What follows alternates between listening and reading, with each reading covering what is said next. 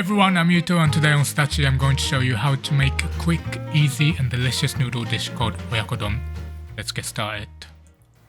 Take a pan and heat it on medium with a drizzle of oil. Once hot, add about 150 grams of chicken thigh with the skin side facing down and sprinkle it with salt and pepper. Fry for about 3 minutes, then flip it and cook it on the other side for 2 minutes. Once it looks like this, take the pan off the heat and set it aside for later. This is a soupy udon dish, so next we're gonna make the broth. Grab a pan and add 500 ml of dashi stock.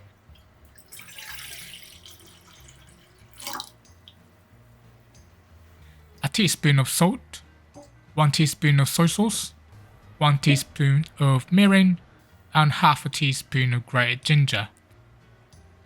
Bring that to a boil over medium heat and then lower to simmer. If you're interested in making your own homemade dashi for this broth, check out my how to make dashi video.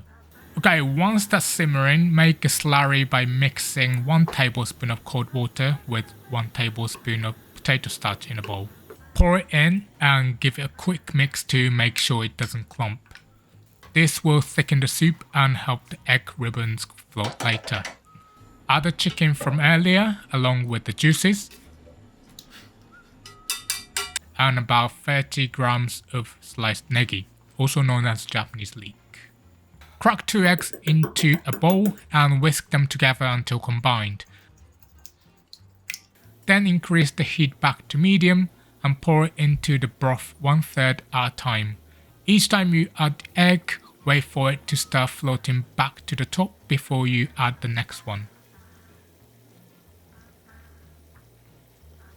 Let it cook a little bit before you mix it. This will create tender ribbons of egg floating through the broth. Once all the eggs are cooked, take the pan off the heat and let's serve. Here I have a bowl of cooked udon noodles that I have rinsed with hot water to remove any excess starch. Use a ladle to spoon the broth over the top like this.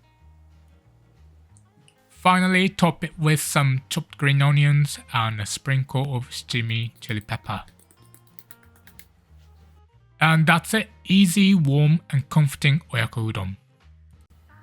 Thank you everyone who voted, I hope you enjoyed that one.